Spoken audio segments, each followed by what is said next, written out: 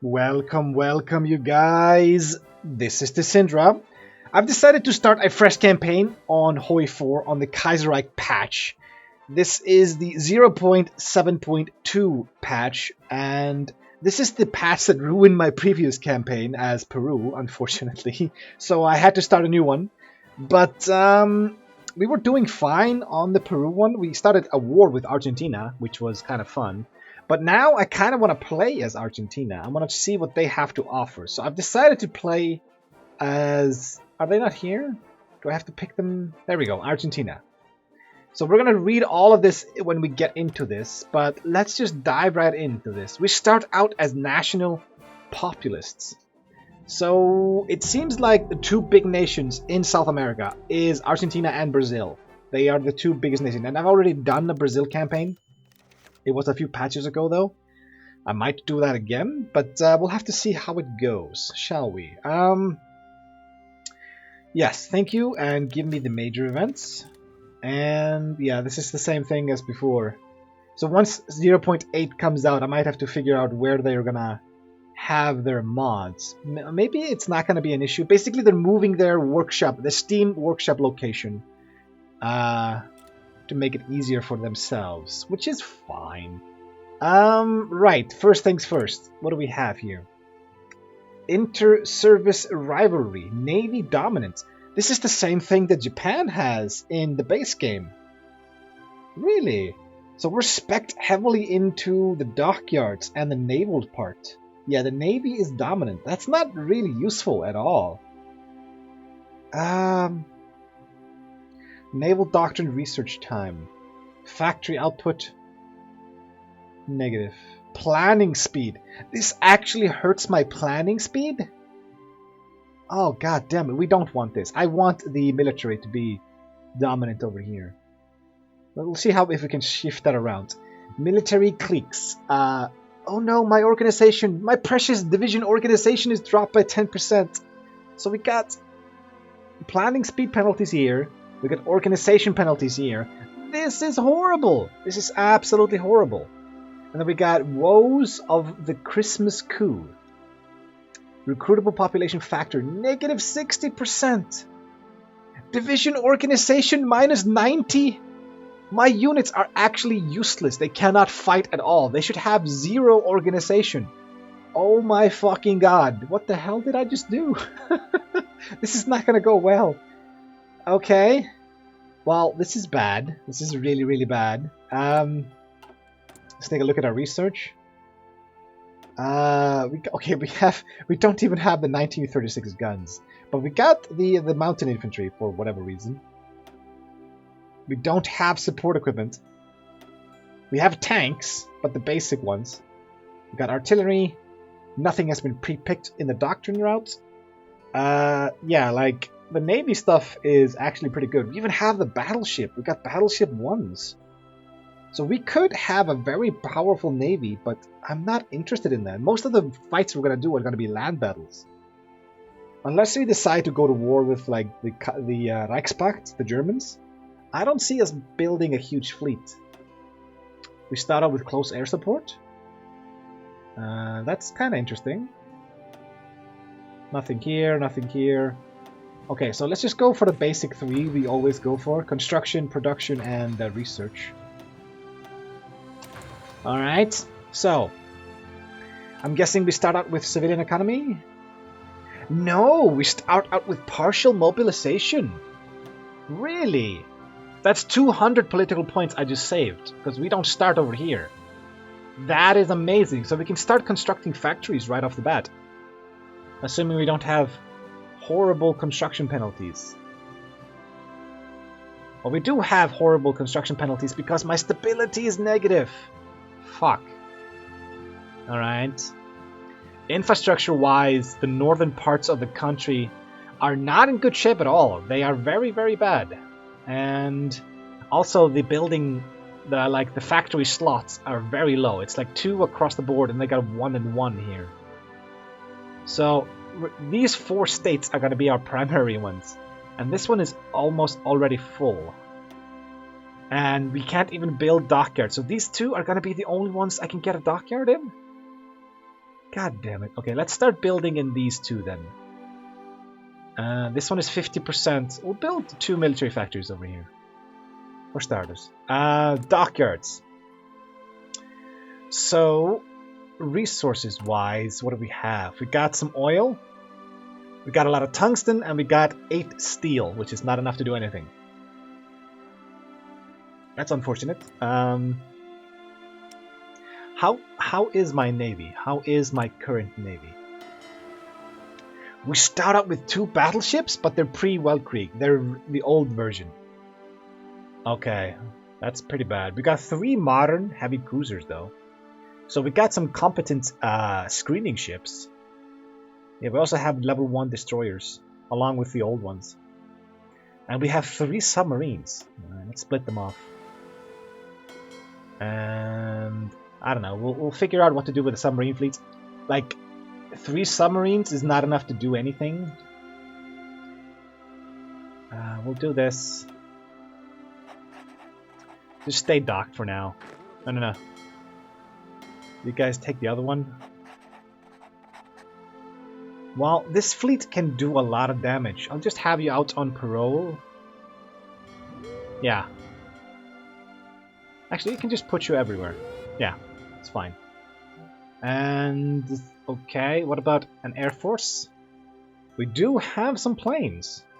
We start out with a rather nice army here. Let me just group all of you up. Okay, these are tactical bombers and fighters. We'll scale you down to 100. So you can have some reserves. So tactical bombers, you're going to be my close air support, since I don't have anything else. And we'll have you assigned to La Plata. Our airports, though, we've got... Yeah, like there's no airport here in the northern side, so if you want to fight up north, we're going to have to build an airport. Okay. Should we start worrying about the focus tree right away? Probably not. Go away. I kinda want to build, since we only have 1 factory, building like a battleship is just completely worthless. So it's either going to be a destroyer or just some submarines. If I have like 10, 12 submarines, they can actually be useful then. So I'm going to add you to the submarine fleet. I'm also going to rename the other one. Like, I don't know, I just call the main fleet and submarine fleet. And then I have like secondary fleets if I need to. I'm not very creative that way. Right, so you need steel. Let's fix that right away. Let's see, neighbors. Okay, so our neighbors don't have steel. That's right. Like, South America has no steel at all, it seems. We get some from the US. That's fine. Okay. We have one division. We have 1 fucking marine, and that's it. And we have like 5 field marshals, 4 field marshals. But no. So this Christmas Day coup, what the hell happened? Infantry leader? Oh, I like this guy. Field marshal. Infantry officer, I like this. Swamp blocks. Wait, we have swamps? What is this green thing here? This is plains. I'm guessing the swamps are up here, right? The jungle and the swamps in Brazil. But I don't think we need that. Cav officer, no. I think I just take the infantry officer. Yeah, this is fine. Go and border Uruguay. That's fine. Alright. So, let's take a look at the tree here. So, this one is already completed, it seems. So, woes of the Christmas coup. Thrown into chaos. Wait, let's unpause for a few days to get the intro to the country. Put it on speed 4, because we can wait for this for a few days here. Okay. This is a lot of text. Status of Argentina. By the early 20th century, Argentina was enjoying a booming and fast-growing economic prowess based on its meat and cereal exports. Okay. Immigrants from all over Europe flooded towards the republic, and vigorous entrepreneurship and nascent industry, I don't know what that means, quickly propelled Argentina forward as one of the most prosperous nations on the planet. Trade relations were secure and exports to the United Kingdom and Germany kept increasing. When the Weltkrieg, however, struck, Argentina was forced into neutrality, unwilling to side with either its most important economic allies, the UK, or its second most important one, Germany. By steering between the two, sanctions were brought down by the British, enforcing an embargo on trade with Germany. While Argentina tried circumventing this by selling through third countries, the sales were not the same, and the pre-Weltkrieg miracle slowed down. As the last years of the Weltkrieg approached, it became apparent to the UK that it was fighting a losing fight and ordered the Argentinian government and companies to ramp up production and exploit the nation to the fullest. Discontent with the increased demands and sick of British exploitation, the workers started to organize, protest, and finally rise up in an armed revolt. Unable to fully contain the situation, the control of the Argentine government on the uprisings went from bad to worse, and by the mid-20s, Argentina had lost control of Santa Cruz, Chubut, and Rio Negro provinces to the newly formed Frente Obrero Patagónico, so that's Patagonia. 3 subsequent democratically elected governments were tasked with solving the crisis but failed one after another. In response to the incapability to rule, General Uriburu rose up in 1930 to attempt crushing the revolt.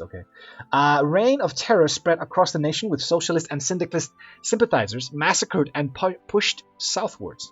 His dictatorship is, however, short-lived, as he dies from cancer 2 years later. Forming a power vacuum, and once more, no large-scale interventions in the south. Yeah, we get a whole bunch of demilitarized zones. Oh shit! Our army is fucked. Elections are written out, and through electoral fraud, the PAN under Roca successfully takes power, prompting a slow recovery from Uruburu's dictatorship and a changing attitude towards the FOP. Small skirmishes into FOP territory are launched, and the Navy successfully retakes the Isle Grande de Tierra del Fuego. I think that's as close as I can get to that. Intervention from Chile, however, stops the government from achieving victory and temporarily ends the conflict with the FOP. When in 1935, that's last year, rumors started surfacing that Roca may be attempting to end the conflict and leave the FOP alone. Outrage across the nation erupts, enabling the Liga Patriotica under Manuel Carles to gain support they need, culminating into the Christmas coup. Supported by the Navy and various military elements, Carl's coup, the government on Christmas 1935 takes control over the capital region and starts solidifying his hold on the nation. As the 1st of January 1936 overtakes the nation, Carlos is still in the midst of his attempted coup, with success far from certain. Aside from the Buenos Aires capital region and small inland provinces, his control is nihil. I don't know what that means. Support from the ARA, or Argentinian Armada, is guaranteed, but many of the military commanders in the army doubt Carlos's potential and are organizing to put down his coup. Why is the Navy butting into this? What the fuck can they do on land? Seriously. They can blockade a bunch of stuff, but still. So we still got saved up 2 days here. So, wow, this is a nice looking tree.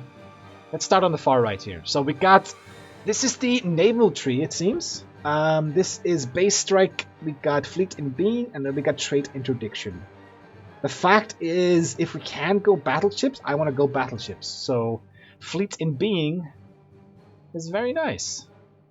Base strike is carriers, and trade interdiction is mostly the submarines. So, this will strengthen the Navy. Okay. So if I do decide to do this, this will strengthen the current Navy things, okay? Then we got air bases, and the air tree down here on the right side. This is mutually exclusive. We get anti-air guns for free, or we can get strategic bombers. I don't want strategic bombers. I'll take the anti-air guns. And then we have rapid militarization. Okay, so this is the military one. Infantry, support artillery, armor. Okay, and then we got a research slot? No! Weapons and equipment research time. This is like a company. This is like a company bonus with inside the tree. Weapons and equipment research time, 10%. If I take a look at this one here. Yeah, weapons and equipment research time. So we can get a double bonus for that. That's interesting. I don't know if that's worth it, but that's I'd rather have a research slot. Fast and Furious. Division Speed. I don't think I like the armor thing here. Not in South America. I really don't like that. Mobile Warfare or Grand Battle Plan. Am I gonna go for Grand Battle Plan for like the 3rd time in a row? Or the 4th? Starting planning skill of new army leaders. Every unit leader gets 1 extra planning. Cool. Production cost towards artillery goes up, but the soft attack goes up as well. Cool. That's useless. Engineer company 1, 2, and 3. Well, it's 35 days though. Wait, all of these are 35 days? Really? That is so cool. All of these are 35 days. So that's a lot quicker than I thought it would be to go through these. Okay. These are 21 days. 28, 14. So this one is just random. This is the political one. The FOP debacle has completed focus economic control over Argentina. Economic control? This one. Has completed focus, consolidate Mendoza, retake Santiago and Salta. What? I don't know what that means. But apparently I can't do anything over here except for the Navy one far on the right here. The air tree and then this one over here. So, modify woes of the Christmas coup by a lot. Control the railroads. Consolidate the GBA capital region. So this is probably how to lift the ceasefire zones or demilitarized zones. Well, okay, so let's go ahead and modify the thing here. Since we only have the loyalty of the ARA and the LP militias, for now we should convince the garrisons and militia outposts to join our side and cast aside the democratic forces until we can get enough influence to sway the Argentinian army in our favor. Even though the capital was the first city to fall to the boots of the LP and the ARA, Buenos Aires is a megalopolis. I don't know what that means. Spanning from the Tiger River to the old city of whatever. Creating a huge problem for us, since various cells of loyalists to the old government still remain scattered through the region, thwarting thus far all attempts by our forces to eradicate them. So I have to take both of these. I get an event. Okay. Clashes of the militias. And this is found the Gendarmeria. To better control the discontented provinces and to secure a rapid response force should the situation escalate, we should consider the creation of an Argentinian national Gendarmerie, placed directly under the defense minister's command to crack down on rebelling provinces. Yeah, we'll start with this. We'll found this. It's only 14 days? That is very, very cool. Yeah, but you know what? I think I'm just gonna go ahead and pause it right here. So I'm trying a new thing with this this campaign. So basically, I got some stuff coming up in the next few months, in the next few weeks. That is, I got my school things coming and such. So I'm gonna try to have these episodes shorter, but I do want to continue doing them every single day. So I hope that is okay with you. We just got our feet in the water here to see how Argentina is, and it's in bad shape. It is really, really bad shape. I do like the fact that we start out with partial mobilization. That is a huge increase right from the get-go, and we can already start building something, but it's gonna take us a while. Yeah. Wait, the Navy dominant thing hurts our construction cost? Military factory construction speed. You mother... Ah! Okay, fine. We'll deal with that when it happens, okay? If we can get the army to be better, I will go for that. But, yeah, so... I will see you guys in the next episode. But until then, see ya. And thanks for watching.